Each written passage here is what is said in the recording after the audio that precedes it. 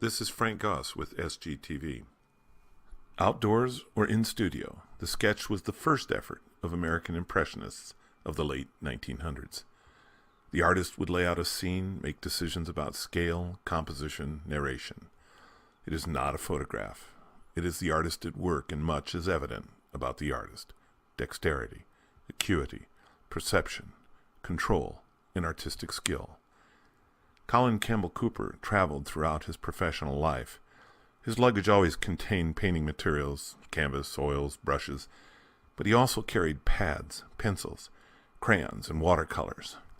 Cooper was a serious artist.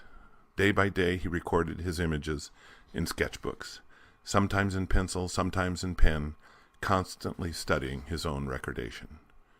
When an image worked well, he would take out a new sheet and move from pencil to pen. Whether in the Colorado foothills or the waterways of Holland, he spent his lifetime training his eye and hand. If the intermediate sketch was successful, it would go on to become watercolor, and perhaps eventually a canvas. Although Cooper's preference was architecture, he was equally capable when he set his hand to figurative work. In this ink sketch, he prepares a fashion illustration, a tight-waisted, fully coiffed vision of what the rest of America referred to as a Gibson girl, after the work of Charles Dana Gibson. The academic process of grisaille, painting in the gray areas between black and white, was not lost to his dedication. Often used as underpaint or as preparatory sketch, this light-dark technique helped create depth and volume, sometimes called chiaroscuro.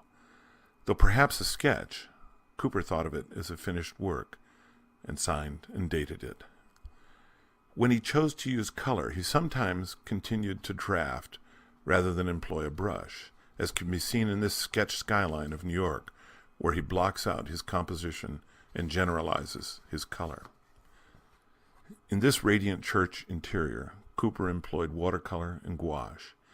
Here he uses all of his preparatory field skills: pencil drafting, pen-finished lines, watercolors, pastel crayons, light versus dark for depth, and of course watercolor. We can feel the rapid hand making its record of interior before the light changes in this church. Though signed by the artist, it is clear that this work is a work in progress on its way to a more finished canvas. The final two images on paper represent Cooper at his finest. The romance of the Middle East was not lost on him.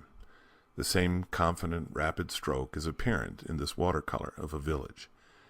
His sense of color is bold, nearly electric. The buildings are rendered with a sure hand, working without revision.